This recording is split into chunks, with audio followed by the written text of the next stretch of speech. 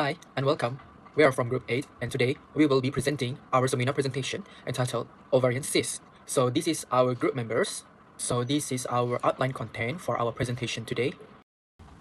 So let us go to the definition and classification of ovarian cyst. So an ovarian cyst is a fluid-filled sac or pocket that form in the ovary or on its surface. So most common in women who have not gone through menopause, and it tends to present with no harm or any discomfort and usually will disappear without any treatment. For classification of the ovarian cyst, there are two types. The first one is the functional ovarian cyst and the second one is pathological ovarian cyst. For functional or non-neoplastic ovarian cyst, it is a form of a result of menstrual process and it is a benign, which means that it is non-cancerous and usually go away around 2 to 3 months. For follicular cyst, it is developed on the ovary due to the incomplete rupture during ovulation, and the follicle continues to grow and cause the fluid accumulation in the cavity. For corpus luteum cyst, the cyst develops on the corpus luteum when there is no copulation or fertilization between sperm and ovum. The corpus luteum will regress. However, it fails to break down and can cause accumulation of the fluid in the cavity. For pathological, which means that this ovarian cyst can cause harm to women, and one of it is dermoid cyst, which presents from birth but only grows during the reproductive years. At first, it is usually small and symptomless, but when it gets larger and larger, it can cause pelvic pain or discomfort. For cystadenoma, it usually develops from cells on the epithelium of the ovary. It fills with watery fluid or thick sticky gel, and also can cause abdominal or pelvic pain due to the pressure. And last but not least, endometrioma, which caused by endometriosis, and over time, this cyst form filled with thick dark reddish brown blood and also can cause pelvic pain, dysmenorrhea, and sometimes infertility to some women. Next, I will explain the etiology and also pathophysiology of ovarian cysts. So first is etiology. According to Mayo Clinic 2024, there are several causes of ovarian cysts. First is hormonal imbalance. When the level of estrogen, progesterone, follicle-stimulating hormone, or luteinizing hormone are irregular, it will disrupt the normal ovulation. This makes the follicle grow but fail to release the egg. Number 2 is failure of ovulation. Sometimes the follicle does not rupture during ovulation. The corpus luteum also fails to regress, causing fluid to build up and form a functional cyst. Next, number 3 is endometriosis. In this condition, endometrial tissue grows on the ovary and bleeds during each menstrual cycle. This can form a blood-filled cyst, also known as a chocolate cyst. Number 4 is genetic or hereditary factors. Having a family of ovarian cysts can increase a person's risk. This means there may be a genetic predisposition. And lastly is use of fertility drugs. Certain medication like clomiphene stimulate ovulation, so this will lead to multiple or enlarged follicular cysts. On to the pathophysiology of the ovarian cyst. According to the Cleveland Clinic 2023, step 1 is follicle formation. Every month, a follicle develops in the ovary to release an egg. Step 2, ovulation problem. Sometimes, the follicle fails to release the egg or doesn't close properly after ovulation. Step 3 is fluid build-up. When that happens, fluid remains inside the follicle, forming a cyst. Step 4 is hormone changes. An imbalance in estrogen or progesterone can also affect normal follicle growth. Step 5 is endometriosis. Endometrial tissue on the ovary bleeds during menstruation, creating a blood-filled cyst. Next is cyst enlargement. As the cyst grow larger, it may cause pain or pressure in the lower abdomen. If it rupture or twist, it can block blood supply to the ovary and cause severe pain. The most common symptom is pelvic or lower abdominal pain, which occurs due to the stretching or pressure of the cyst on surrounding tissue. Patients also may experience abdominal tenderness or feeling heavy, which can indicate they are enlarging cysts. Some patients report increased frequency of urinations or difficulty emptying their bladder because cysts press on their bladder. Other symptoms include dysmenorrhea, which is painful menstruations, and dyspareunia, which is painful during sexual intercourse because the cyst is affecting the surrounding of reproductive organs. Lastly, nausea and vomiting may be present, especially if the cyst is ruptured or cause irritation. For health assessment, firstly, we need to have an overall observation by assessing the general appearance by looking at the signs of discomfort, pallor, or bloating. Then we need to check if there's any distension around the abdominal area and check out for the vital signs which may indicate the signs of infection. Then we can do a brief interview by asking if there's any dull or sharp pain to the pelvic or lower abdominals, menstrual irregularities, frequent or difficulty in urination. We can also ask about if she had any history of ovarian cysts or have undergone surgeries related to it, and then we can ask her about her reproductive history and menstrual history too. Next, we will do an abdominal examination by inspecting any visible swelling or asymmetry. Then we can do a gentle palpation for mass in pelvic area. Then we can do percussion. When the cystic is large, the sound that makes is dull. And last but not least, auscultation. We hardly can hear a normal bowel sounds when the cyst is large. So this is pelvic examination, which is usually being done by the doctors, where the doctors insert the fingers that is gloved and lubricated into the vagina, while the other hand will gently push the pelvic downwards so that the fingers that are inside the vagina will massage and gently palpate to look out for any signs of mass or hardness. The pelvic and transvaginal ultrasound is the first-line diagnostic tool, so it helps determine the cyst size, shapes, and whether it's solid or filled. For more complex or affected cysts, a CT scan and type B ultrasonography provides detailed imaging, so this can help differentiate cyst types and reduce misdiagnosis rate. Next, tumor marker tests such as cancer antigen 1 to 5 are done too. Mildly elevated levels around 30 to 100 units per ml often indicate a benign cyst, while more than 100 units per ml may suggest malignance. However, this test doesn't confirm any diagnosis because elevated results may indicate to other diagnoses such as endometriosis. So lastly, laparoscopy serves both diagnostic and therapeutic purpose. It allows direct visualizations of the ovaries and enable removal of the cyst if needed. I'll be discussing about the medical management of ovarian cysts.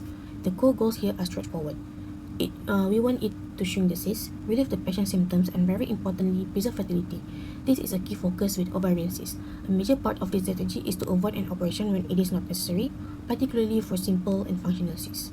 So when do doctors use medical management? It is typically the first line for functional cysts, which are part of the normal menstrual cycle, and for endometriomas in certain cases. The doctor also lean on it for patients who are poor surgical candidates and for those who have small and symptomatic cysts under 5 centimeters. So this approach has some clear benefits. It is non-invasive, cost-effective, and preserve ovarian function. But the doctor also have to be aware of its limit.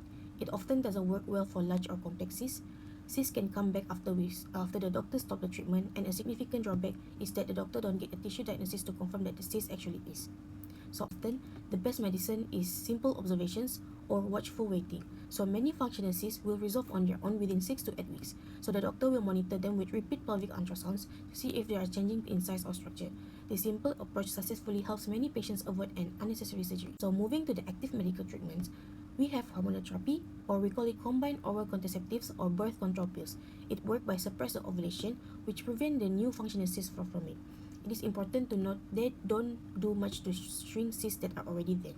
Then we have progestin, which suppress overall ovarian activity and are very effective at slowing the growth of endometriomas and reducing pain. So for more robust suppression, we can use GnRH agonists. This drug induce a temporary medically controlled menopause, which can shrink the ovarian cysts. However, due to side effects like bone loss and hot flashes, their use is short-term. Another option is danazol, an androgenic agent, but its use is limited because of side effects like acne and weight gain. And we cannot forget about pain management. NSAIDs like ibuprofen or naproxen are very helpful for relieving the pain and inflammation associated with cysts. It is crucial to remember that this is a supportive measure. It makes the patient more comfortable, but it doesn't treat the cyst itself. Now, let's shift our focus to surgical management. The goals of the surgery are to remove those cysts that are persistent, large or complex, to relieve the symptoms, and to finally get a tissue diagnosis. And whenever possible, we aim to preserve the healthy ovarian tissue and fertility. So, when is surgery indicated? Generally for cysts larger than 5 to 7 centimeters, or those that don't go away after a period of observations. Any suspicion of malignancy based on ultrasound finding is an automatic indication. The doctor also operates for severe symptoms like pain or complications like rupture or torsion. The surgery offers the great advantage of being a definitive treatment and providing a clear diagnosis. However, it comes with risks, including standard surgical risks like bleeding and infection, as well as the formations of adhesion and the potential loss of ovarian reserve, which is a key consideration for women wishing to preserve fertility. So there are two main surgical approaches, which are laparoscopy and laparotomy. So laparoscopy is minimally invasive, using small incision, and is the gold standard for benign cysts. It offers less pain and a faster recovery. For laparotomy, it is an open procedure where it reserved for very large cysts or when the doctor strongly suspects a cancer, as it gives the doctor better exposure and control.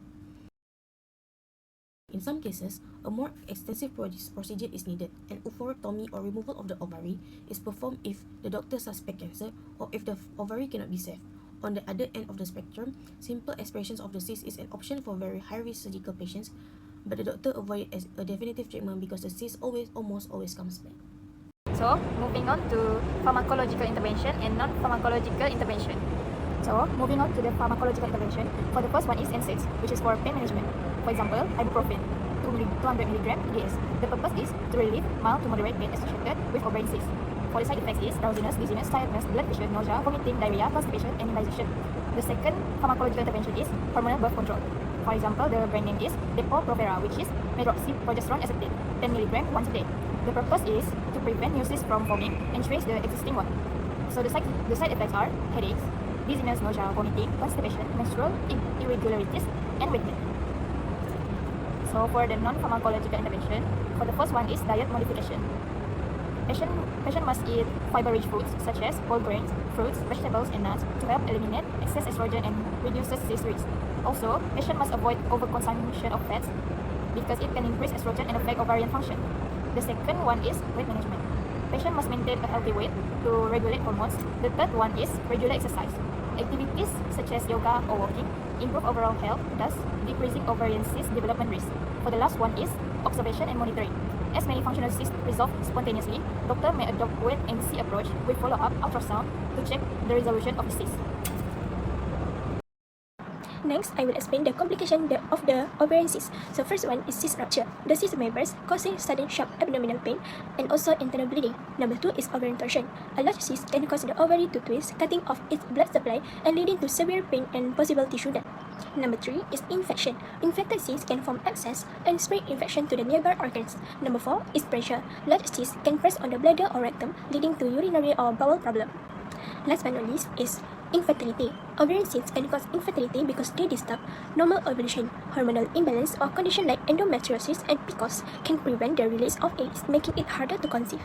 Next, NCP is impaired comfort related to abdominal discomfort secondary to ovarian cysts, as evidenced by verbal report of discomfort in the lower abdomen, nausea, vomiting, restlessness, and guarding of the abdomen.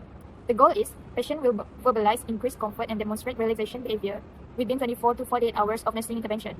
The expected outcome is patient reported increased comfort and demonstrated relaxation behaviors within 24 to 48 hours of nursing intervention. So the nursing intervention is, the first one, assess the patient's level of comfort, noting physical signs and emotional cues. Second, encourage the patient to assume a comfortable position such as semi-folded or side lying with knees flexed. Third, administer prescribed comfort measures such as analgesics, antiemetics, or sedatives as ordered. Fourth, apply a warm compress to the lower abdomen for 15 to 20 minutes several times daily if not contraindicated. The last one is provide a calm, quiet environment, encourage relaxation techniques such as deep breathing. First nursing diagnosis is knowledge deficit related to lack of information about ovarian cysts, treatment regimen, and preventive measures such as evidenced by verbalization of misconceptions and frequent questions about condition. The goal is the patient will verbalize understanding of the nature of ovarian cysts, prescribe medication, possible complications, and follow-up care before discharge. The expected outcome is patient verbalize understanding of the nature of ovarian cysts, prescribe medication, possible complications, and follow-up care before discharge. The interventions are, the first one is assess the patient's current understanding, beliefs, and misconceptions about ovarian cysts. Second one is explain in simplest terms the nature of ovarian cysts, possible causes, symptoms, and treatment options. The third one is educate the patient about the importance of regular gynecologic checkups and pelvic examinations. Fourth, instruct the patient to report warning signs such as severe pelvic pain, bloating, fever, or abnormal bleeding. Last one is provide written educational materials and encourage family involvement in learning sessions. Next nursing care plan is risk for infections related to invasive procedures. So the goal is for patient to remain free from any signs and symptoms of infection during and after hospitalization. So expected evaluation is that patients indeed stay infection free. So for the interventions, we need to observe for local signs of infection like redness, swelling or drainage, and maintain strict aseptic technique during procedures toward the wounds to prevent microorganism entry. We also monitor vital signs, particularly temperatures, because it can detect infection early.